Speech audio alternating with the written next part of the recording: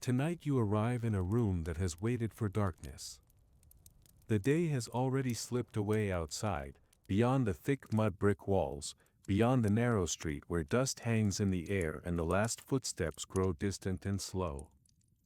You are not on the street anymore. You are inside, where the world is smaller, softer, and lit by a single low flame. In front of you, on a low wooden table smoothed by many hands, an oil lamp burns with a quiet, steady glow, its small tongue of fire bending and straightening as if breathing with you, filling the room with a warm, golden stillness. The city beyond is still there, of course, but it has moved far away, as if someone has taken the noise and heat and folded them carefully into the dark, leaving only a faint murmur at the edge of your hearing. Here, inside this scribe's chamber, everything feels close and clear. The air smells of warm clay, of sesame oil, of dry reeds and old tablets stacked and resting on their shelves like sleeping thoughts. You feel yourself arriving fully, as if your mind has set down its dust and sat beside your body, ready to be quiet for a long time. You breathe in slowly, feeling your chest rise and fall in the golden half-light, and as you breathe out, the room seems to breathe with you, the shadows shifting just a little, the flame narrowing and then widening again. There is nothing urgent waiting here. No voices calling, no tasks pressing against the edges of your attention. Only the gentle company of clay, lamp, and night, inviting you to sit, to notice, and to drift through the quiet hours without needing to hold on to anything too tightly. You lower yourself onto the woven mat beside the low table, and the fibers of the reed mat yield slightly under your weight, firm but familiar, carrying the faint memory of the heat that lingered on the floor during the day. Your knees bend, your hands rest on your thighs for a moment. The room is not large. You could stretch out your arms and almost touch both opposing walls, rough and cool beneath their thin wash of plaster, mottled with tiny irregularities and hairline cracks that catch the lamp's light in soft, uneven strokes. On one side, a shelf runs along the wall, made of simple wooden planks resting on clay brackets. Rectangular tablets sit there in neat rows, some flat and thin like small, sleeping leaves of earth, others thicker and heavier, their edges bearing fingerprints frozen from years ago. Their surfaces are covered in tiny cuneiform wedges that break the lamplight into delicate shadows, each impression once made by a steady hand, each line a record of a number, a name, a hymn, a promise. The lamp's glow reaches only so far. Beyond its circle, the corners of the room melt into a soft darkness, not threatening, just indistinct, like thoughts you no longer need to hold in focus. A small doorway leads out to the courtyard, a black rectangle framed by mudbrick. Above, near the ceiling, there is a narrow slit of a window, a high opening where night air moves in and out with slow patience. You can feel that breeze brushing your skin, cooler than the room, carrying with it a faint taste of dust, river moisture, and distant ashes. You take the reed stylus in your hand. It is light between your fingers, cut at an angle so that one end forms a sharp wedge. The surface is polished smooth where it rests against your skin, darkened slightly from the oils of many hands. You roll it between your fingers once, feeling the flat faces of the reed and the subtle edges of the cut tip, and then you set it down again beside a fresh tablet of clay. The tablet is still slightly damp. Its surface is smooth and cool, like a shallow pool of mud frozen in quiet. When you place your fingertips lightly on it, you feel the tiny give beneath your skin, the way the clay accepts the contact without resistance. Someone, maybe you, maybe another apprentice, has shaped it earlier in the day, turning soft earth from the riverbank into this even, rectangular form, ready to receive marks, ready to receive memory. The lamp on the table leans forward in its own way, flame stretching a little toward the clay, as if curious. You watch a thread of smoke rise and curl up, then vanish into the darkness above, leaving behind the faint, nutty scent of warmed sesame oil. The light traces a small, bright oval across the surface of the tablet, then repeats it along the curve of the lamp, the edge of the table, the side of your hand. Every object gains a soft, golden outline, and everything else sinks back into a gentle, forgiving shadow. Outside, the city settles. The shouts of the marketplace, so sharp in the heat of the day, have already dissolved. The rattle of carts over stone, the calls of traders, the bleating of goats on their way back from the fields, all of those sounds have gone thin and far away, like memories from another life. Now, what reaches your ears instead is a quieter, slower music, the creak of a distant gate as it closes for the night, the far-off bark of a dog, the occasional call of a watchman walking the outer streets with unhurried steps. Somewhere not too far away, beyond the line of low roofs and flat terraces, a temple tower rises into the dark, its upper levels painted by starlight. You cannot see it from here, but you know it is there, standing like a mountain of baked brick, each layer of stone and clay resting on the one below, as steady and patient as slow breathing. From its courtyard, a soft drum may have sounded at dusk, marking the change of time, the movement from day's labor to night's quieter work, the work of writing, of prayer, of thought. Here, in this small chamber, you are close to that stillness. A tiny bronze bell that hangs near the doorway trembles once in a faint breeze, its sound no more than a whisper, a single small tone that appears and then disappears, as if the night has sighed in greeting. Then there is only the scratch of your own movements, the quiet shift of your clothing, the faint rustle as you adjust your position on the mat. You let your shoulders drop. They may have started the evening slightly raised, still carrying the invisible weight of the day's effort, the hours of copying signs in the scribal school, the time spent learning the shapes of numbers, the names of months, the measures of barley and oil. Now, as you sit in the lamplight, you notice that your shoulders can fall more heavily, that your neck can lengthen just a little, that the muscles along your spine can relax and spread gently like water. You inhale again, a bit deeper this time. The air is warmer near the ceiling, cooler near the floor, and it moves around you in slow layers, brushing your skin as it comes and goes through the small window. As you exhale, you feel the breath leave your throat in the same calm way the smoke leaves the lamp, winding upward and then fading.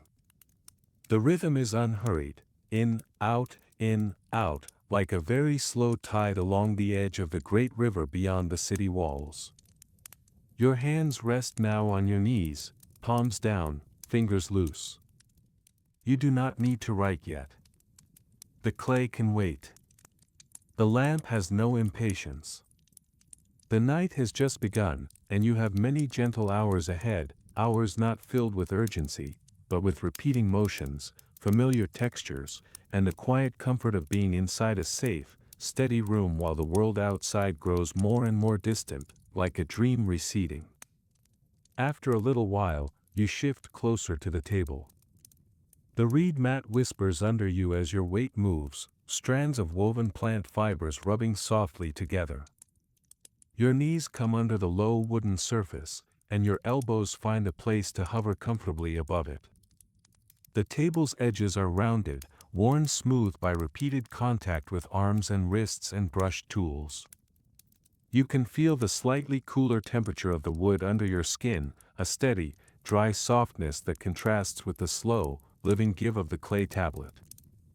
Beside the lamp, a small dish holds several styluses, each reed cut with care, some finer for delicate signs, some broader for larger, bolder marks.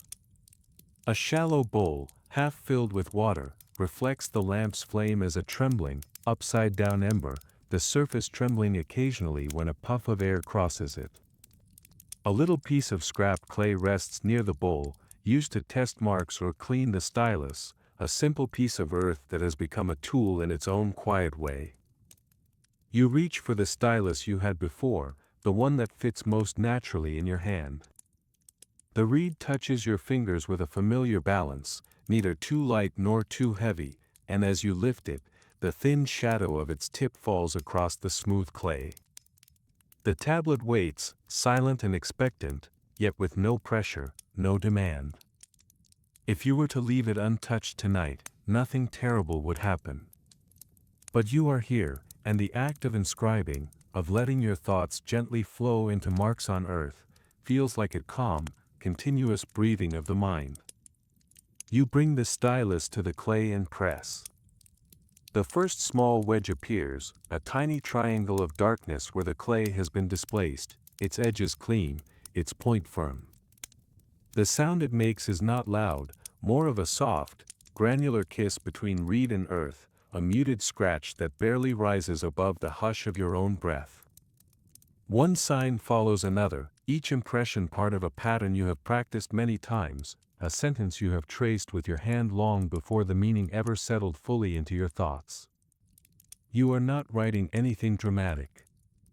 Perhaps it is a simple record of barley delivered from a nearby field, the name of a farmer, the measure of grain, the date marked by the reign year of a distant king whose palace you have never entered.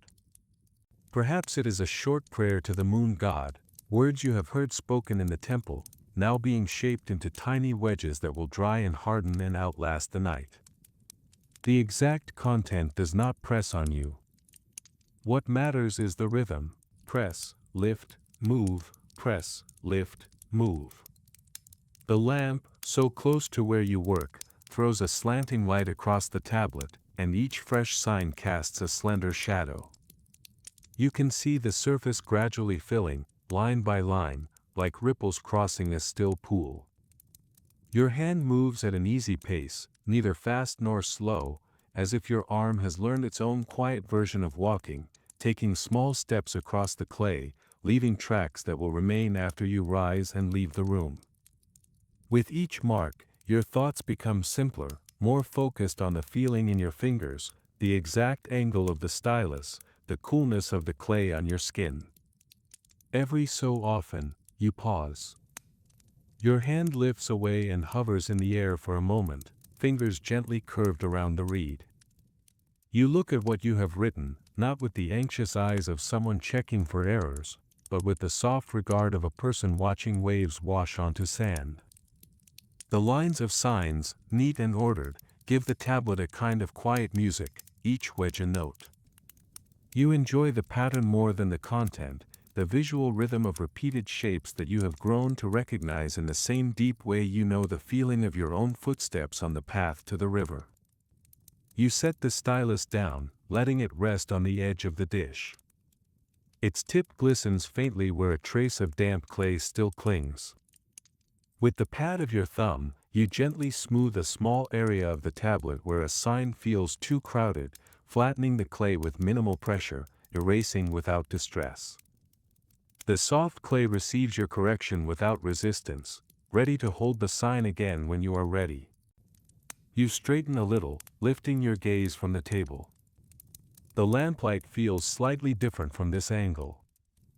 From here, you can see how it paints the lower part of the wall opposite you, how it leaves the upper part in a tender darkness that is neither empty nor cold, just undefined, an expanse where your mind can rest without needing to fill in details.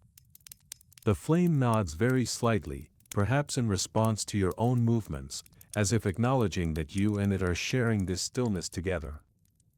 You become aware of the room's small sounds. The clay tablets on the shelf do not move, but the wooden planks they rest on occasionally release the faintest creak as the air cools and the material settles. Somewhere behind you, in a corner where the light only barely reaches, a basket made of woven reeds contains more raw clay, wrapped in a piece of cloth to keep it moist. You cannot see it clearly, but you remember placing it there earlier, and the memory adds a quiet weight to that corner. A sense of readiness. From the courtyard beyond the door, the night air carries a few gentle noises. You can hear the very soft trickle of water from a small jar being shifted by the breeze or gently tapped by something hanging nearby.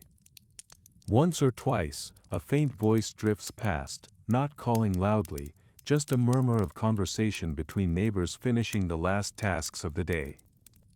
Their words do not reach you clearly, they arrive only as shapes of sound and then dissolve, like smoke thinning into the dark.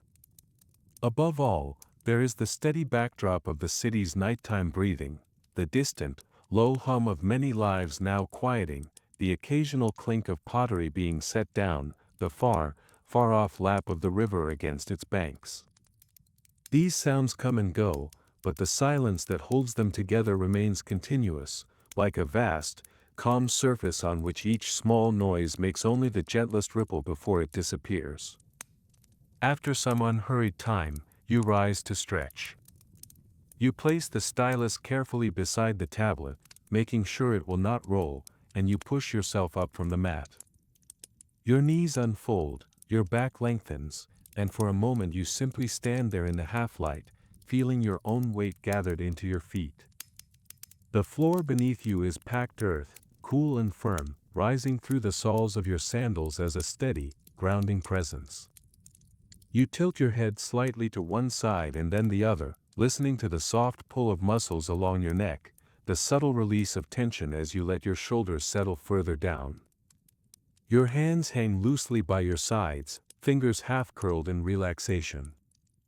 The lamplight now reaches your waist, while your chest and face extend partly into the softer darkness above, as if you are standing at the edge between two different kinds of night, the warm, golden one near the table, and the deeper, cooler one higher up and beyond.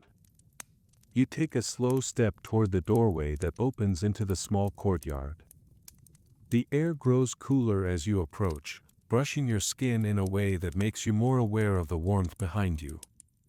You pause at the threshold, one hand resting lightly against the mudbrick wall. The bricks are rough beneath your fingertips, their surface textured with tiny grains and the faint traces of straw mixed into the clay long ago. You can feel the accumulated heat they have held throughout the day slowly leaving them, drifting out into the night just as the day's noise has drifted away. You step out into the courtyard. It is a small, enclosed space, open to the sky above, where a dark blue dome is scattered with quiet stars. The air here feels fresher, touched by the faint breath of the distant river and by cool currents descending from the higher streets. A single stone basin stands along one wall, its surface stained by long use. Beside it, a jar rests, half full of water, covered by a simple lid to keep dust out. The smell of damp stone and clay mingles with the lingering warmth, creating a sense of being gently held between coolness and heat. You stand there, feeling the slight roughness of the courtyard floor beneath your feet. Somewhere beyond your house, perhaps on the next street, a baby cries for just a moment and then quiets, the soothing voice of a mother following, low and repetitive, fading quickly into a humming sound that merges with the rest of the night's murmur. A soft clink of pottery comes from another courtyard, a neighbor setting down a cup, and then that too subsides. Above, one star seems to shimmer a little more brightly, though it may be only the drift of moisture in your lashes or the slow turning of the air. You inhale deeply here, letting the cooler air fill your lungs, and then exhale slowly, watching your breath evaporate into the dark. The sky feels close, not distant or overwhelming, just a calm roof stretched over the city, over your home, and over this one, small chamber you have come from. After a few long breaths like this, you feel a gentle heaviness in your limbs, not of exhaustion, but of settling, of sinking more comfortably into the night. You run a little water from the jar, lifting the lid with a soft scrape of clay on clay. You tilt the vessel just enough to let a thin stream spill into your cupped hand. The water touches your skin coolly, almost startling at first, then soothing, like a breath of river wind held in liquid form. You bring your hands together, feeling the water gather between your fingers, and splash it gently over your face. Droplets slide down your cheeks, along your jaw, and onto your neck, leaving cool trails that slowly warm again in the mild air.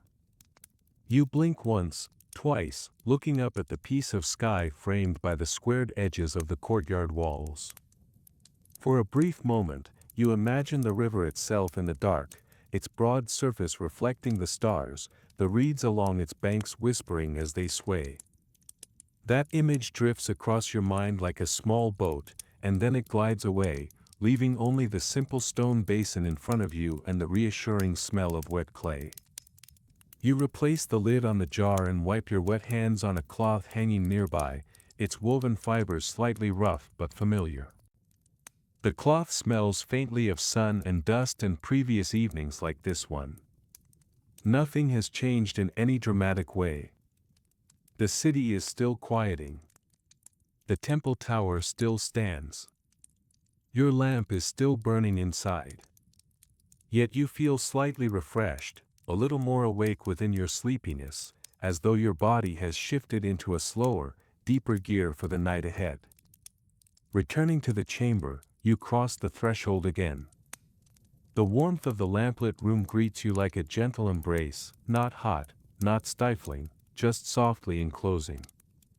The light catches the thin sheen of moisture still clinging to your skin, turning it briefly into a fine, golden highlight before it dries. The familiar smell of sesame oil, cooled clay, and reed mat returns to you at once, as if it has been waiting patiently just inside the door.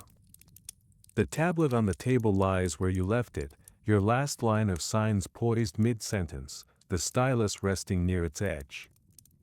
The lamp flame has grown slightly smaller in your absence, its pool of light contracted but still steady. A faint crust of dark oil has formed along the rim of the lamp's shallow bowl, a ring where the liquid meets the warm clay. You move closer, and the flame sways toward you again, its minute dance barely visible but somehow reassuring. You settle back onto the mat with the easy familiarity of someone returning to a favorite seat. The fibers compress under you, springing up slightly around your legs. Your knees fold, your hips sink, and your spine finds its own gentle curve. In this room, in this posture, you have written many lines, listened to many nights, and tonight feels like another ripple in that same calm current, another evening among many, part of a pattern that stretches back and forward without urgency. For a while, you simply watch the lamp. The little flame leans and straightens as if drawing breath. Every so often, it flickers more noticeably and then settles again, casting momentary waves of deeper shadow across the walls before smoothing them out once more.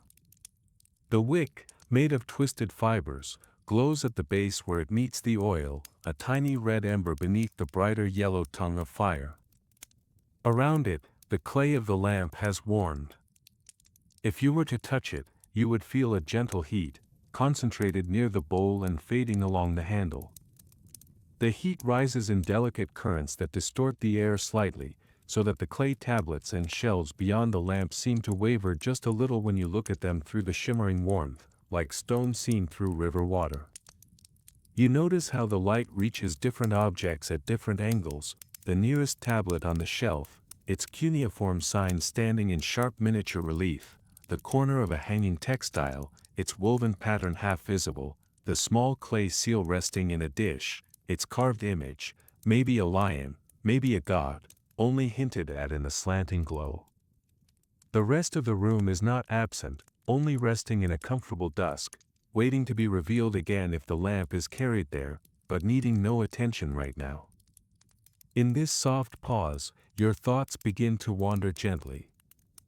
They do not race or argue, they drift. A word you wrote earlier in the day rises to the surface of your mind, perhaps the name of a city, or of a month, or of a god, and then, having appeared, it slowly dissolves, leaving behind only the feeling of the signs that make it up, the shape of the wedges, the flow of your hand in making them. You remember the scribal school, the aduba, where you sat on another reed mat as your teacher recited a list of signs, your young hand clumsy at first, then more sure. You see, in your memory, the rows of other students, the tablets they held, the stern but not unkind face of the master who corrected your work, smoothing away your mistakes with the flat of his hand, then guiding your stylus to press more firmly, more cleanly. Even that sternness seems distant now, softened by time and by the gentleness of this night. The memory fades, and your awareness returns to the present room, to the way the shadows gather in the corner behind the shelf, to the faint trace of your own scent in the air, to the weight of your body where it rests on the mat. You feel the texture of your clothing against your skin, the way the fabric folds and creases as you breathe. There is no need to dwell on any thought for long. Each one can appear, linger for a moment, and then float away, like small leaves carried along the surface of a slow stream. After this quiet drifting, you reach for another tablet. The one you are working on is almost full, its lines of signs marching steadily from left to right and then downward. You set it gently aside, placing it on a flat board to dry more thoroughly. As you lift it, you feel its weight, modest but noticeable, and the faint stickiness of the still damp clay along its edges. You imagine it in a day or two, hardened and lightened in color, joining the others on the shelf, another rectangle of memory in the neat, orderly rows. From a small basket near your feet, you take a new tablet, one already shaped and smoothed. Its surface is lighter, untouched, like fresh sand at the start of morning. You lay it in front of you, adjusting it so that its edges align comfortably with the orientation of your hand.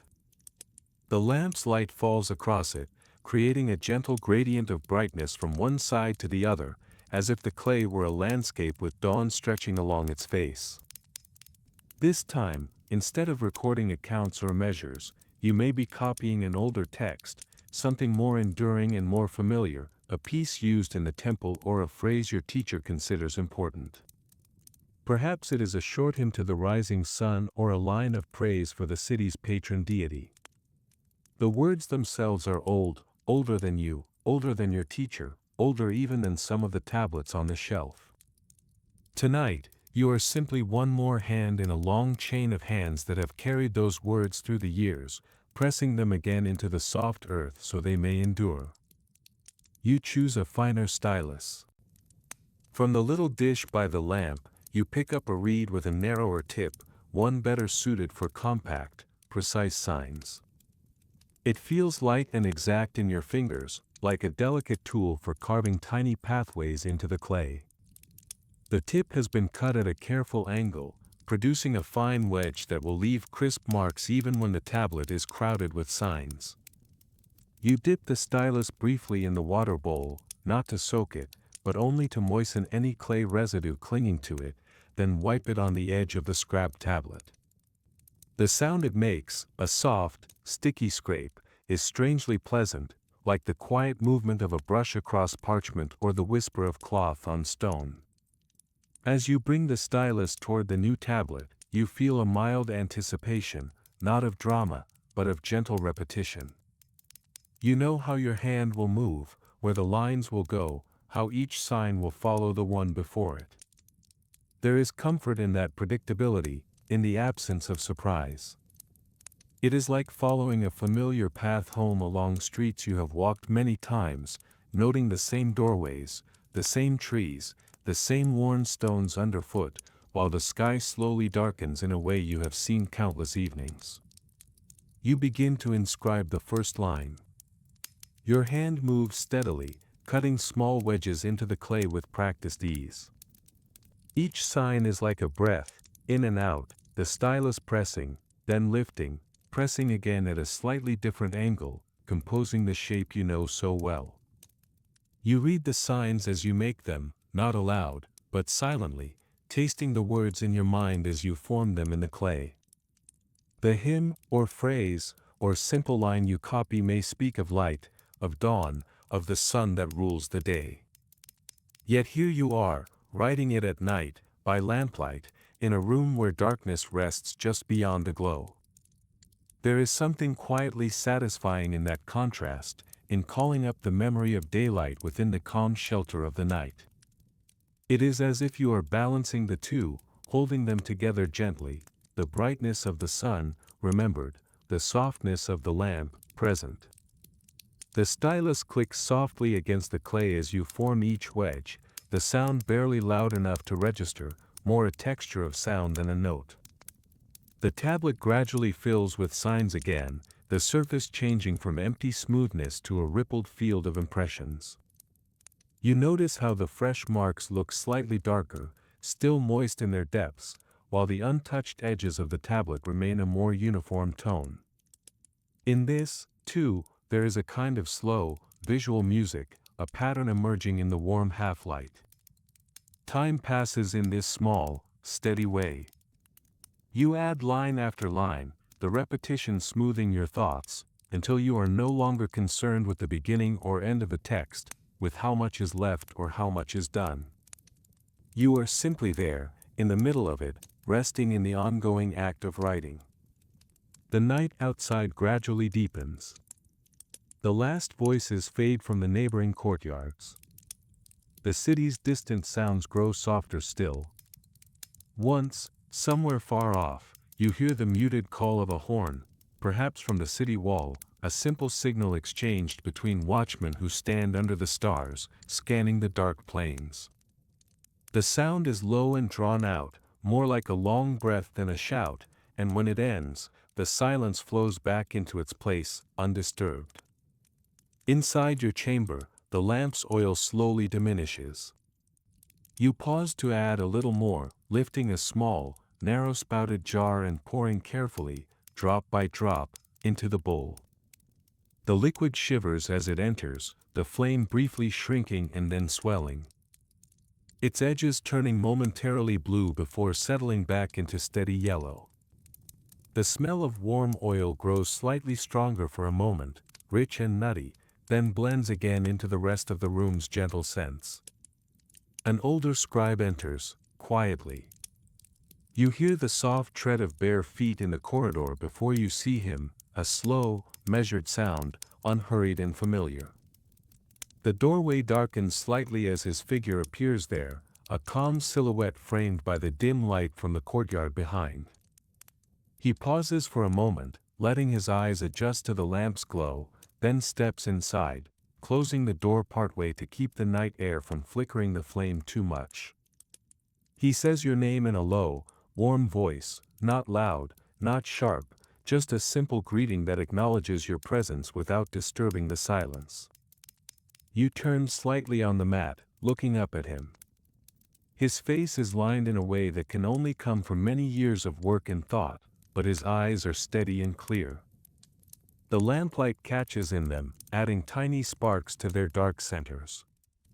He glances at the tablets on the table, at the lines you have been writing.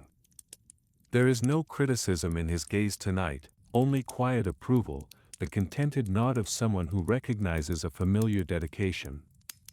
He murmurs a soft phrase of praise, something about careful hands and patient work, then moves to take a seat on another mat near a second, smaller table against the opposite wall. He lights another lamp, more dimly. From a shelf, he takes a small, shallow lamp and places it on his own table. With practiced ease, he touches its wick to the flame of yours, borrowing a spark to start his own. The new flame flares briefly and then settles, creating another pool of warm light in the room, overlapping softly with yours. Now, there are two centers of brightness, two little suns in the night, their glow merging and dispersing gently across the walls. The older scribe arranges his tools, a stylus worn smooth from long use, a tablet already half filled with signs, a small jar of oil, and a cloth folded neatly at the table's edge. He moves without hurry, every gesture efficient but unforced, as if his body has learned how to do these things at a pace that aligns perfectly with the rhythm of the night. For a while, there is no conversation. The two of you work side by side, each in your own circle of concentration, yet connected by the shared silence, by the shared sounds of stylus on clay, of clay being moved gently, of oil being poured. From time to time, you hear his breath, slow and regular, and if you listen closely, you can distinguish it from your own. Sometimes his stylus pauses, and you imagine his thoughts following some quiet path through the words he is writing, then returning and flowing once more into the tablet before him. The presence of another person makes the room feel even safer. There is no expectation, no demand placed upon you by his being here. He is simply another warm body in the same gentle space, another calm mind moving in similar patterns. If you were to stop writing and sit back, he would not chide you. If you were to continue for hours, he would not urge you to hurry. His presence is like the steady weight of the mud brick walls, a quiet assurance that the room, the work, and the night will hold. You glance up from time to time and see his profile in the lamplight, the way the light outlines the curve of his nose, the slope of his brow, the line of his jaw. The shadows under his eyes suggest long years, many nights like this one, perhaps countless tablets filled and shelves organized, perhaps lines of poetry and lists of grain and names of stars all passing under those hands. There is something deeply comforting in knowing that you are walking a path many have walked before you, that you are not alone in this slow, thoughtful work. The two lamps burn steadily, their flames occasionally answering each other with tiny movements, leaning in the same direction when a faint draft passes through the room, then straightening again. The twin rings of light overlap on the floor, forming a softly glowing oval where your shadows mingle and rest. Later, when the older scribe takes a break, he speaks again. He sets down his stylus, rubs his fingers thoughtfully, and leans back slightly from the table. His joints, when he moves, make quiet, familiar sounds, the soft clicks and creaks of a body that has worked hard without hurrying for many years. He looks over at you and asks, in a gentle tone, about your studies, about the tablets you copied today, about whether the signs are becoming more natural under your hand. You answer in few words, your voice low, careful not to disturb the thick, restful air of the room. You mention the hymns, the lists, the numbers. You admit that some signs still challenge you, that your wrist tires when you practice for long hours. He listens, nodding, his expression neither surprised nor disappointed. He has heard such words before, from other students, in other years. In response, he tells you a short story from his own training, something about a day when he had to rewrite the same line many times before his teacher was satisfied. His tale is not told with bitterness, but with quiet amusement at his younger self, as if that stubborn, struggling boy were now a distant relative he remembers fondly. The story is short, and when it ends, the silence returns easily, like a friend stepping back into place beside you. The older scribe rises and moves toward the shelves. He walks with deliberate, measured steps, his feet making a soft, padded sound on the earthen floor. The light follows him, his lamp casting shifting shadows along the wall, revealing and then hiding the small imperfections in the plaster, the edges of the bricks beneath. You watch as he scans the rows of tablets, his fingers brushing lightly along the edges as if reading them by touch alone. He selects one tablet, then another, placing them carefully in a small stack. These may be older texts, examples he wishes you to study another night, or records he intends to review. The clay shapes meet his hands with a muted solidity, the weight of knowledge that has settled over many years. When he carries them back to his table, they make a very faint clinking sound as their edges touch, a reminder that even earth, when shaped and hardened, can ring softly like stone. After arranging the tablets on his table, he pauses once more, looking around the room with a slight smile, as if committing this quiet moment to his own memory. Then he returns to his seat, dips his stylus in the water bowl, and resumes his work, the gentle scratching sound joining yours again, two steady rhythms weaving through the lamplit air. Eventually, he leaves you to the night. When his work for the evening is done, he places his stylus carefully into its dish and smooths the surface of his last tablet where needed. He stands slowly, stretches his back with a small, satisfied sigh, and looks over at you. With a few soft words, perhaps a blessing for restful hours, perhaps a simple reminder not to strain your eyes too long, he lifts his lamp and begins to move toward the door. As he passes, his lamp's circle of light briefly merges fully with yours, and the room brightens for a moment, the shadows shrinking back toward the corners.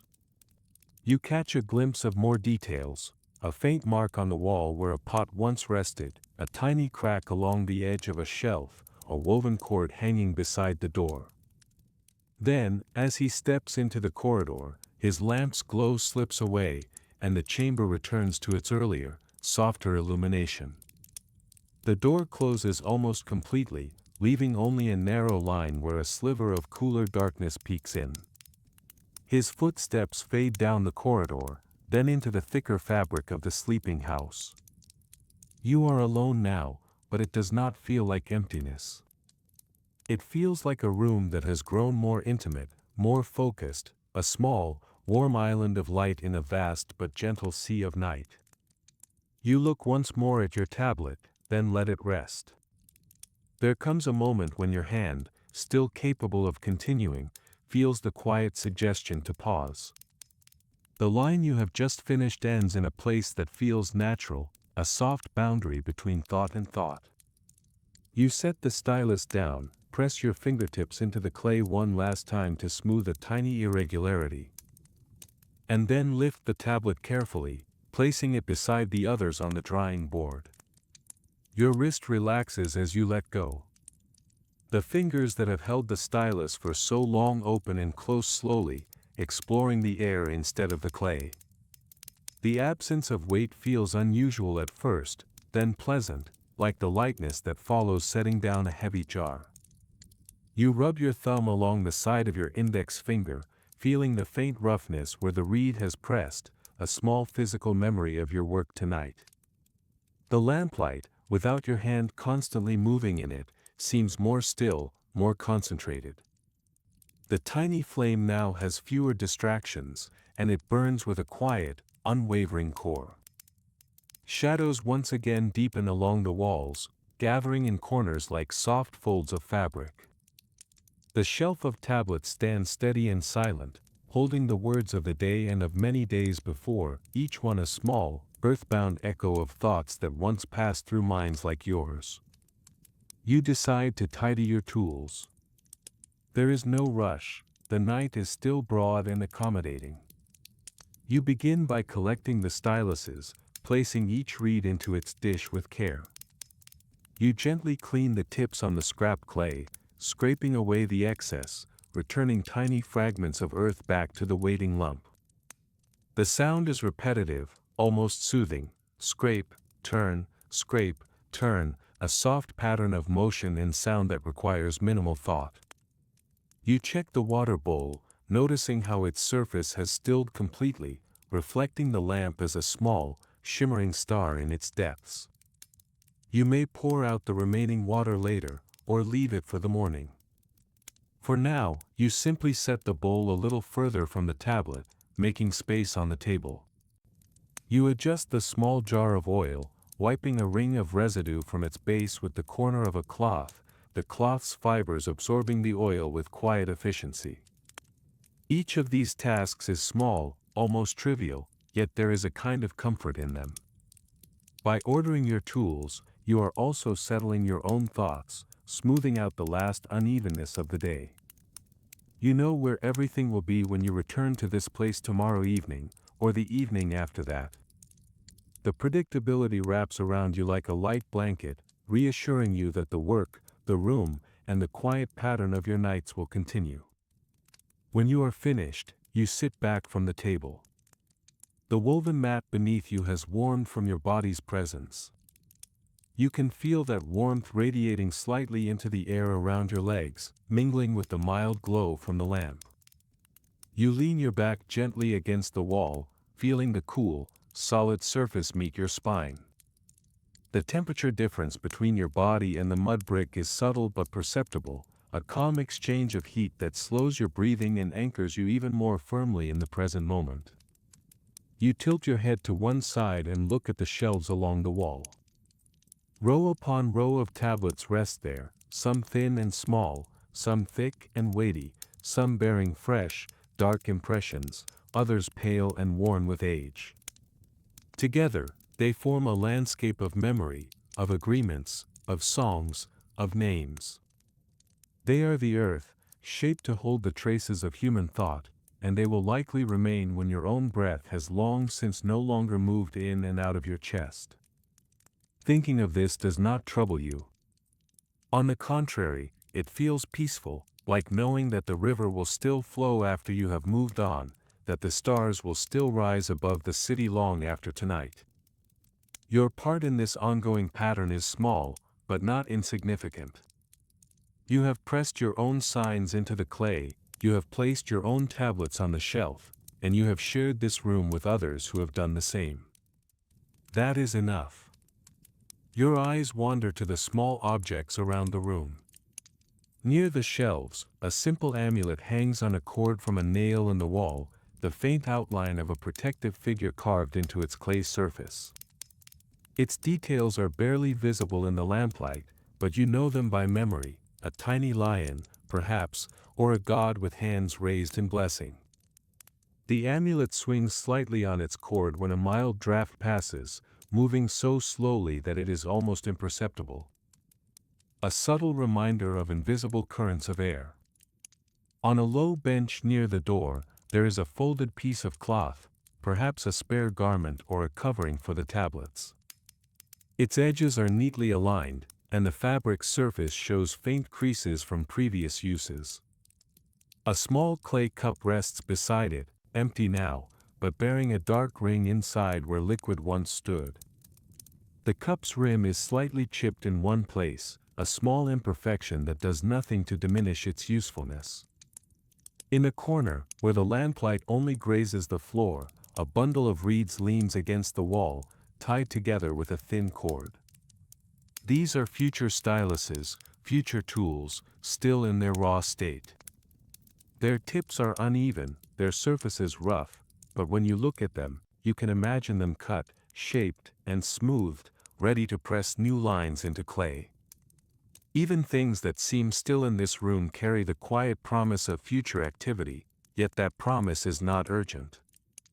It rests, unhurried, embedded in the gentle fabric of the night.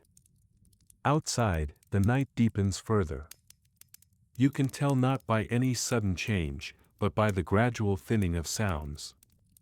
The distant barking of dogs becomes rarer, the murmurs from neighboring courtyards fall silent one by one, and the far-off rhythm of the river seems to slow, though you know it does not. The sky above the city, invisible from your low window, is turning ever darker, drawing more stars into view, their soft light falling across rooftops, temple towers, and the silent gates. A faint breeze slips through the high opening in your wall, bringing with it a cooler touch and a subtle shift in scent. There is a hint of damp earth now, perhaps from the riverbanks, mixed with the dry dust of the streets and the lingering fragrance of evening fires that have burned low to embers. The breeze passes over your skin, brushing your arms, your face, your neck, and then slides downward across the lamp, stirring the flame just enough to make it lean and then recover. You listen for any remaining voices and hear none. Somewhere far away, a watchman may be walking along the wall, staff tapping softly against stone. A few late birds might be shifting in their nests under the eaves. But all of this is faint, tucked into the background of a vast, embracing quiet. The city, which in daylight is a living tapestry of movement and sound, has become now a sleeping body, breathing slowly under the stars. Your own breath has joined that larger rhythm. You notice it now, the way your chest rises and falls in a slow, steady pattern that feels almost synchronized with the city's quiet. Inhale. Exhale.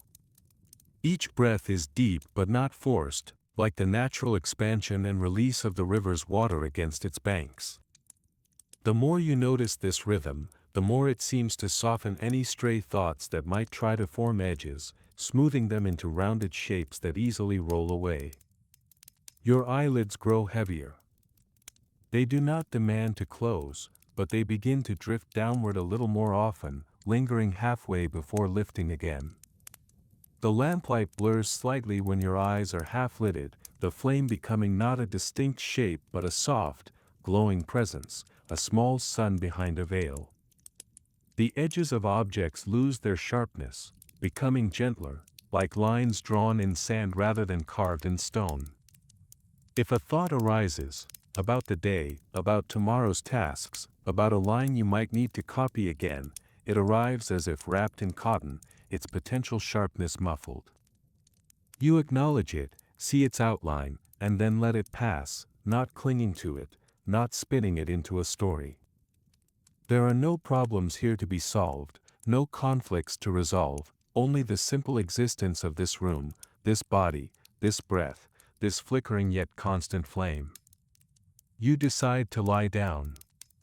The choice feels less like a decision and more like a natural continuation of the evening's soft descent. You shift forward on the mat, then rotate your body so that you can stretch out your legs. The woven reeds rustle as you move, their pattern adjusting to the change in your shape.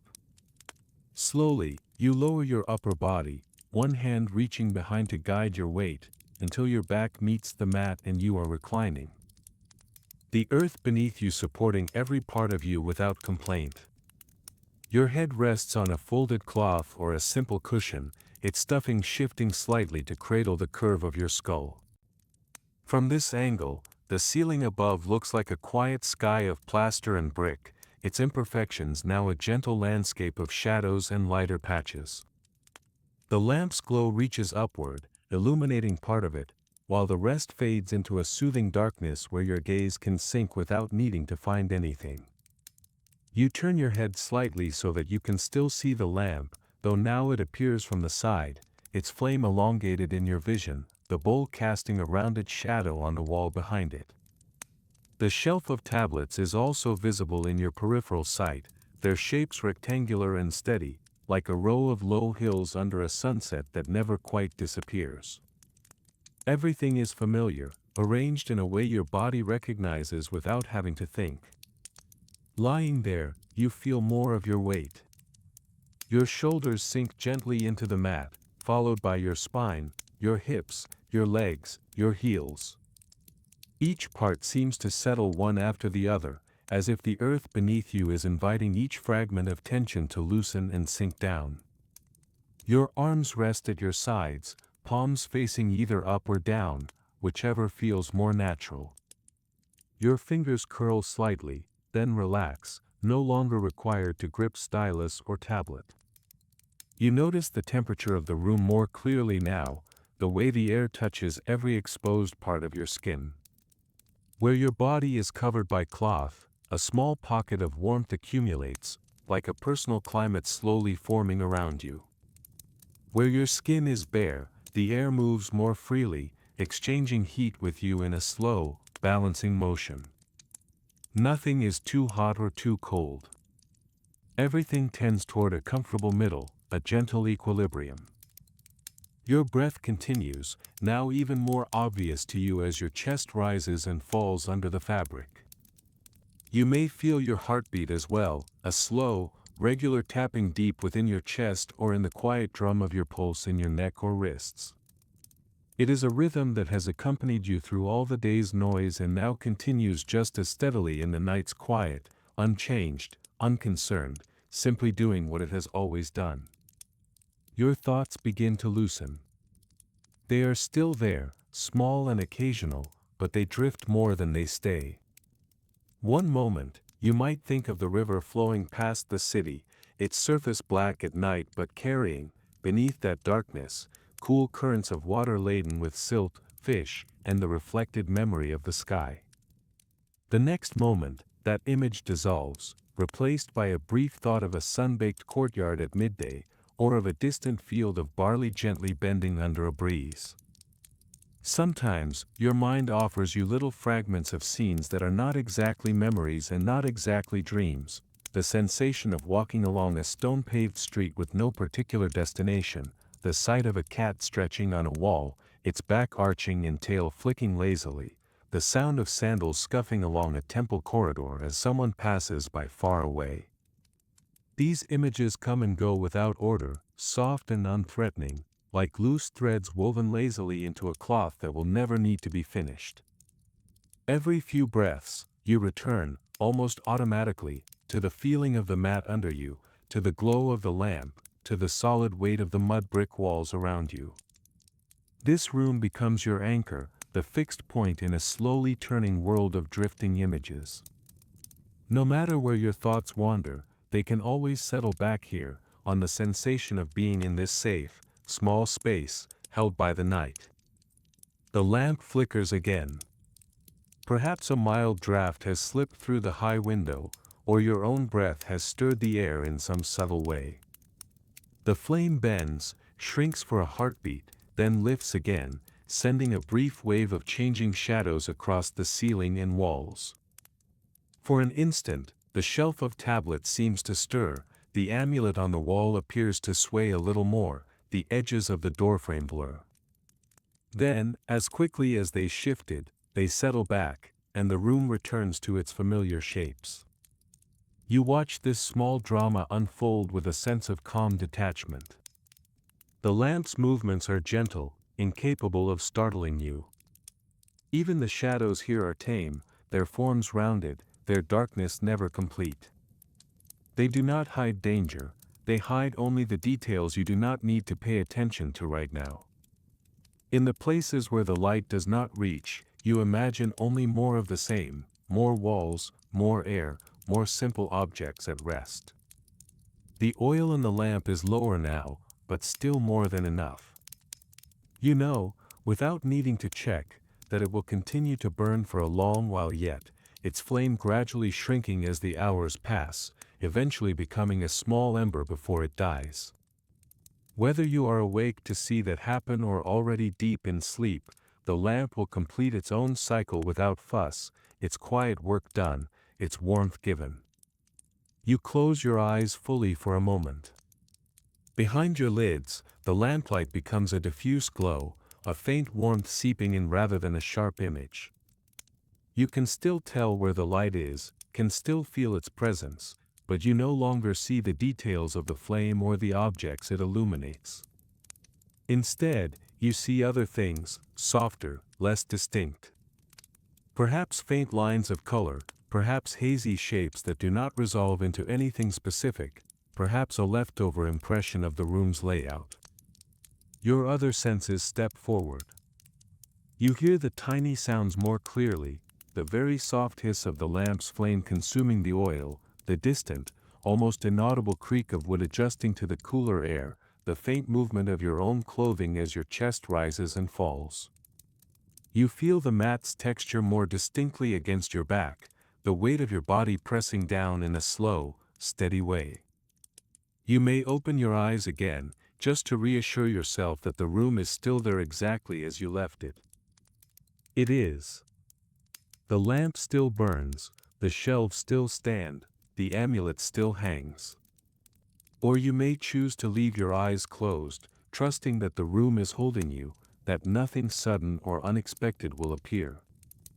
In this place, the only changes are subtle and gradual, as gentle as the shift from one breath to the next. A faint memory of the temple enters your thoughts.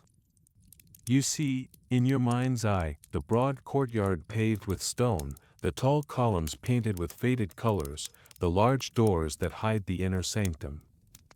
You recall the smell of incense curling up from censers, mixing with the sense of burnt offerings, flowers, and human bodies gathered in reverent stillness. You remember the low, rhythmic chants of the priests, their voices rising and falling together in an even, measured cadence. But even this memory, which could be grand or imposing, comes to you now in a softened form. The columns are less towering, the chants quieter, the crowds thinner. What remains vivid is only the feeling of standing in a place that has been there for a long time, a place built to last, like the tablets on your shelves, like the walls of your room.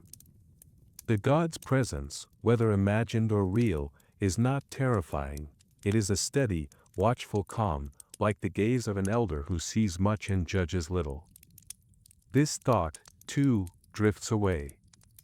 In its place, another gentle image arises, perhaps of a garden within the city walls, where date palms cast patterned shadows on the ground and the air smells of ripe fruit and moist earth. You imagine walking slowly along a path between those trees, your hand brushing against a rough trunk, your fingers tracing the spiral scars where old fronds once grew. The ground is soft beneath your feet, the air still and warm. Then that image passes, making room for another, and another, each as soft and harmless as a drying leaf carried by a quiet breeze. Your breathing remains the constant thread. No matter what pictures your mind offers you, you can always return to the simple act of inhaling and exhaling. When you notice your breath, you do not need to change it, you simply observe that it is already slow, already deep enough. Each inhalation arrives like a gently rising wave of air, filling your chest, your abdomen. Each exhalation flows out like a wave receding, leaving behind a little more stillness each time. If you listen carefully, you might hear a subtle change in the sound of your breath as you grow more relaxed. The inhalations may become quieter, the exhalations longer, a soft sigh at the end of each. It is as if your body is gradually releasing its grip on the day, letting muscles loosen, letting thoughts drain away, breath by breath. The rhythm is so steady that it could go on like this forever, a simple, ongoing movement that requires no effort from you. Even if you stop paying attention to it, it continues, like the river flowing past the city at night, unseen by most but always there, smoothing the surface of the world with its continuous motion. In noticing it now, you are merely aligning your awareness with something that has been caring for you all along. In this quiet, your sense of time begins to blur.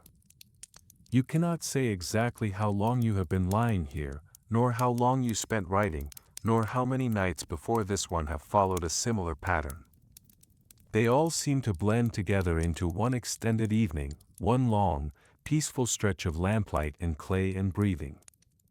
The distinctions between 1 hour and the next, one day and the next, grow soft at the edges, like the rounded corners of a well-used tablet.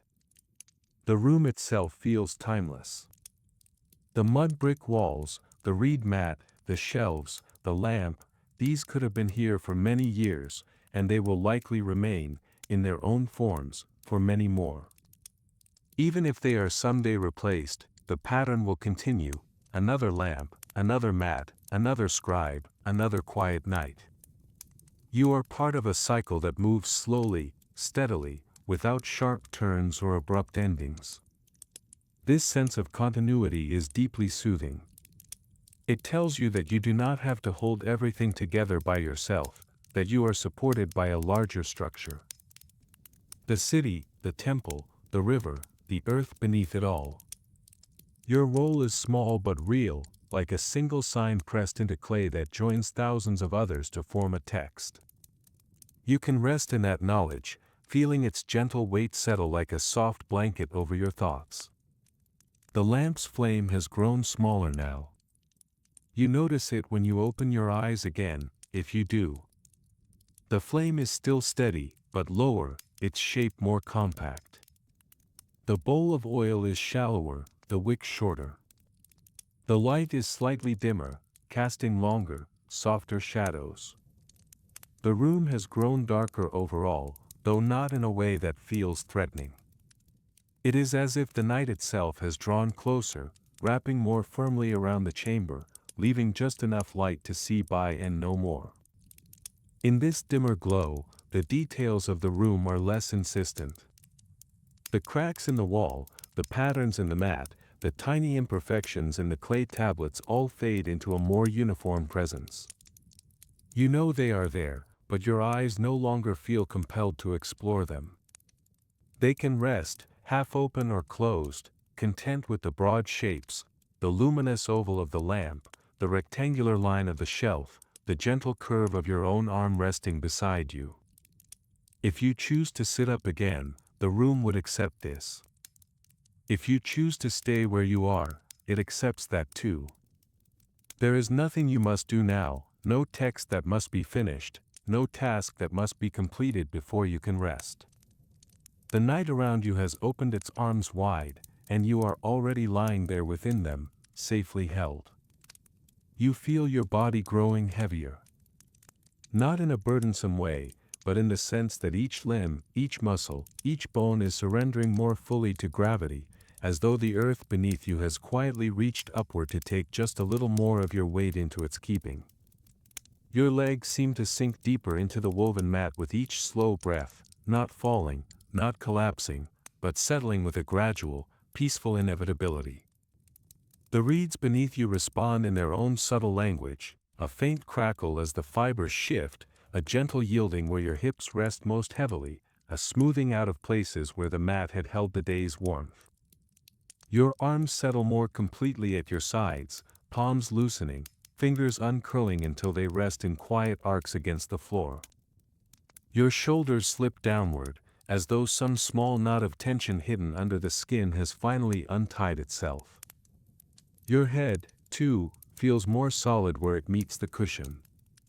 The fabric beneath your cheek carries a faint scent of clean fibers and sun-warmed air, a memory of afternoons when it may have hung outside on a line or rested on a windowsill. As your skull rests into its softness, the cushion adjusts minutely, barely a whisper of movement, but enough to cradle the contours of your temple and jaw. You might notice how the edge of the cushion gently presses against the underside of your neck, offering support that is neither firm nor loose, simply present. It is as though the earth beneath you has become slightly more yielding, allowing you to nestle further into its embrace without needing to shift or search for comfort. The floor, which earlier may have seemed a uniform plane, now feels layered and responsive. The packed clay beneath, solid and unmoving, provides a steady foundation. The mat, textured and pliant, mediates between your weight and the ground. The cushion softens the final meeting point between bone and earth. With every passing second, this small arrangement of simple materials, reed, cloth, clay, forms itself more perfectly around your shape, making space for you in the quietest, most unassuming way. And this heaviness, this gentle, grounding descent, is accompanied by an inner lightness, like a subtle lifting of something you cannot quite name. As your body settles downward, your thoughts begin to loosen their density, spreading further apart, drifting like grains of silt suspended in slow-moving water. The small concerns of the day, which might have felt sharp or pressing in the bright light of the sun, now soften at the edges. They lose their urgency and clarity, becoming instead like small, smooth pebbles resting at the bottom of a pond. Visible, perhaps, but unmoving, no longer agitating the surface or sending ripples outward. You feel those concerns drop gently to the bottom of your awareness, one by one, without effort. The conversation you half remember from earlier, a task you meant to finish, a line of writing you wished had been straighter on the tablet, all of these settle in slow motion, drifting downward and out of the way. They no longer crowd your thoughts.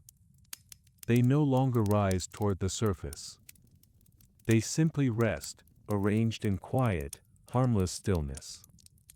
If there were any anxieties among them, they too have softened into distant echoes, fading the way a voice fades when someone walks slowly down a corridor and around a corner.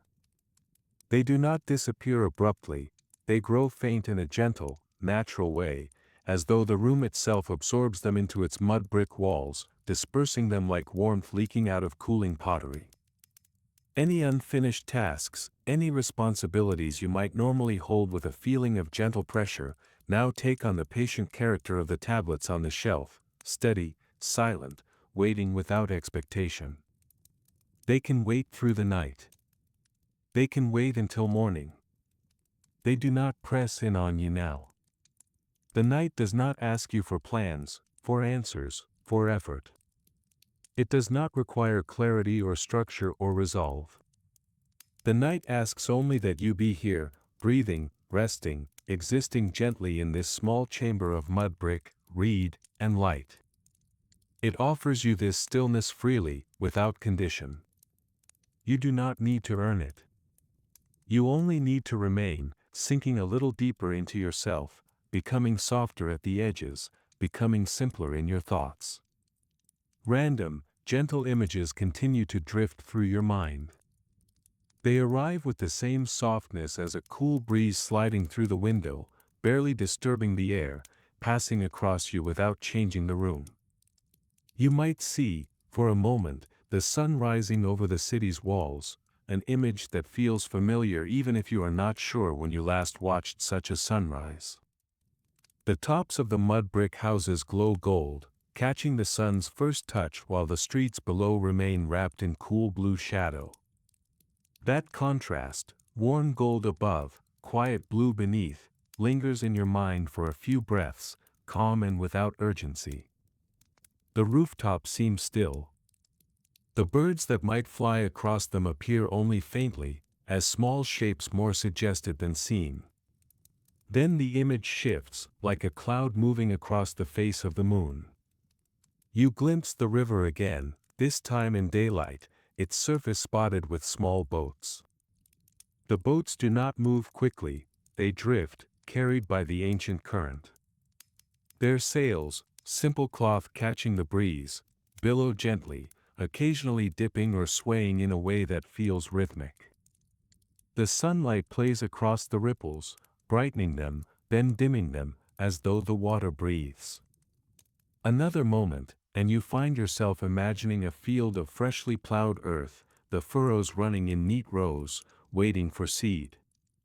The soil is dark, rich, slightly moist, shaped by hands and tools into long parallel lines. The air in that image is warm, carrying perhaps the faint scent of soil and the promise of new growth.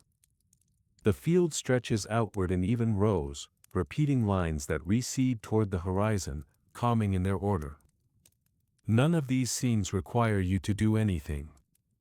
You are not in them in any active way, you are not a figure walking across the rooftops, not a traveler on the boats, not a worker in the field. They simply appear and fade, like faint paintings held up to the light and then withdrawn. Sometimes they are clear for an instant, bright with detail, as if carved into your mind before they blur and melt. Sometimes they are vague from the start, more impressions of color and motion than full pictures. They come and go on their own, like wisps of cloud passing over the moon, weightless, unhurried, self-contained. Between these drifting images, your mind sometimes returns to the room itself. It returns to the memory of your own hand pressing the stylus into clay, the sensation of the reed's angled tip meeting the tablet's cool, pliant surface, the tiny sound of clay parting. The unmistakable feel of shaping a sign. It returns to the sight of the older scribe's lamp, the curve of its clay bowl, the steadiness of its flame, the quiet dignity of his posture as he worked. It returns to the feeling of water on your face in the courtyard, cool droplets sliding along your skin, evaporating slowly in the night air. These memories, too, become softer as they pass through your thoughts. Their edges round off. Their colors mute. What once was sharply felt becomes diffused, the way lamplight softens when seen through a thin cloth.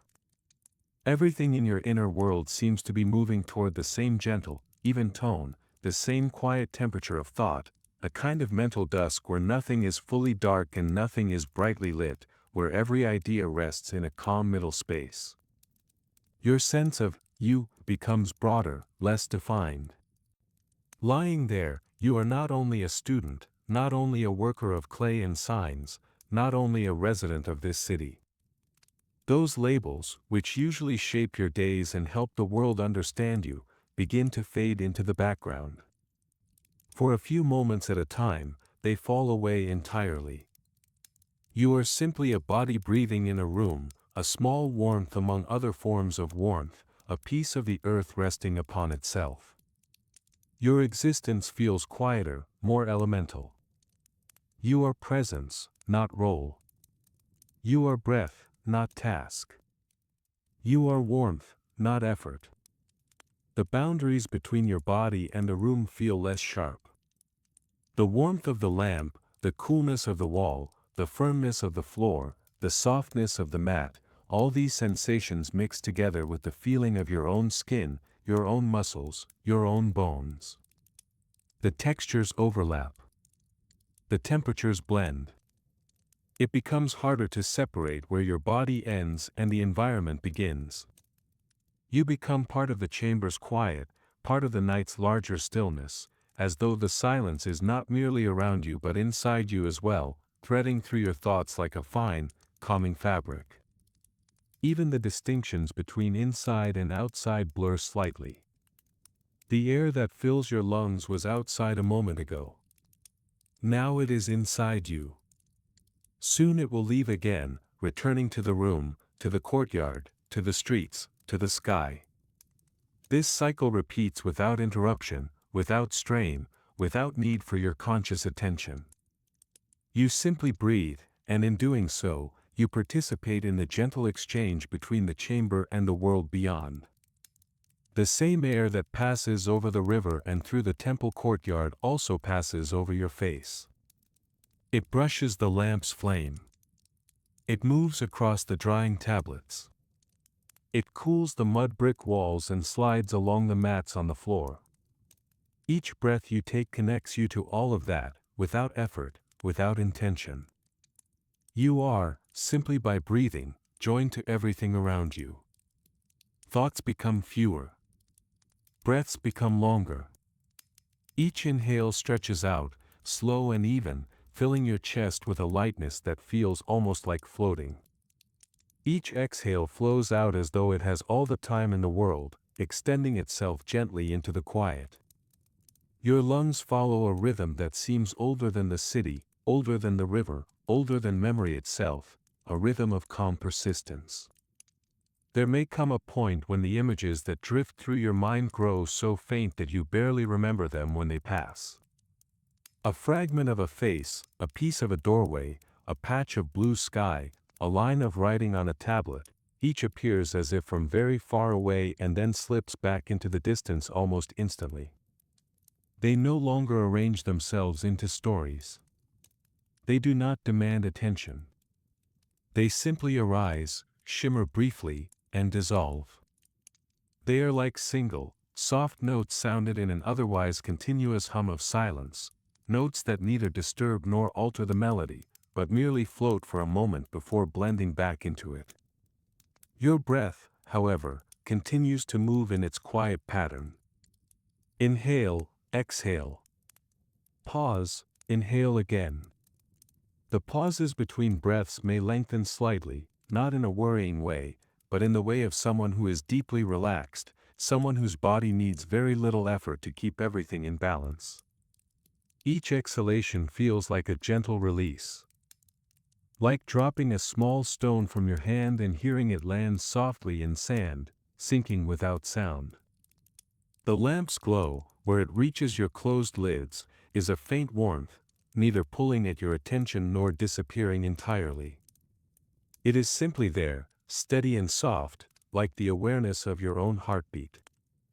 It does not feel bright, it feels muted, diffused, as though the flame itself has grown tender. It is a background presence that reassures without intruding.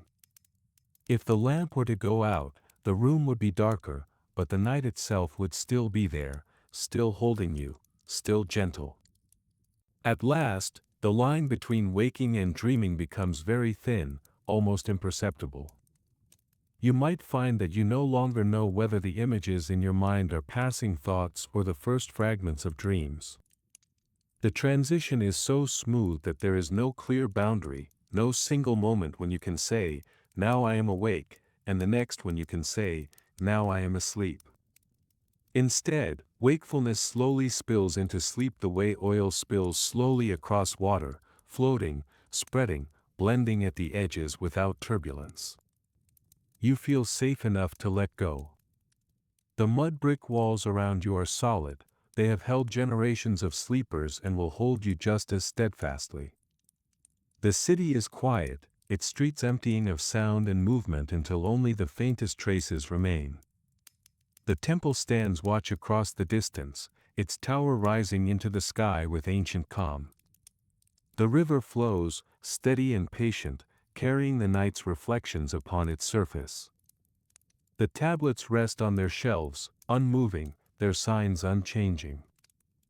Your small lamp continues its soft vigil beside you, its flame growing gradually shorter, its heat slowly decreasing. If you notice this at all, it is only as a distant impression, quickly absorbed into the larger blanket of quiet that covers you. Your body, heavier than ever, is also freer than ever. Your limbs feel anchored yet weightless, supported completely by the earth beneath you. There is nothing you must hold on to now, no sign you must write, no word you must remember, no shape you must perfect on a tablet. The clay is done for the day. The stylus sleeps. Your hands can sleep, too.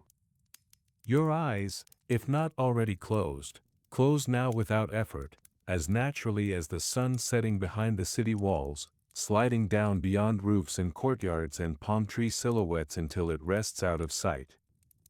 And so you rest, within the small, lamplit room of the scribe. The night outside is vast, but it is kind.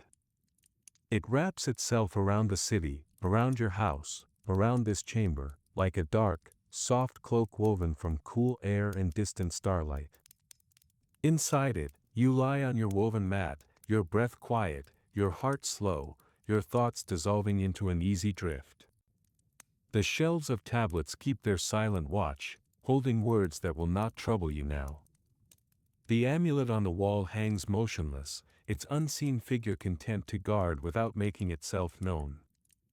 The lamp burns, then burns lower, then burns lower still. Its flame narrows to a tiny, steady point, then to a red ember, then, perhaps while you are already far away in dream, it goes out. The darkness that takes its place is not empty. It is full of warmth and gentle air and the faint, steady rhythm of your sleeping breath. It is full of the quiet presence of the room, the enduring shape of the walls, the soft impression of the mat beneath you, the residual heat of the lamp's clay bowl.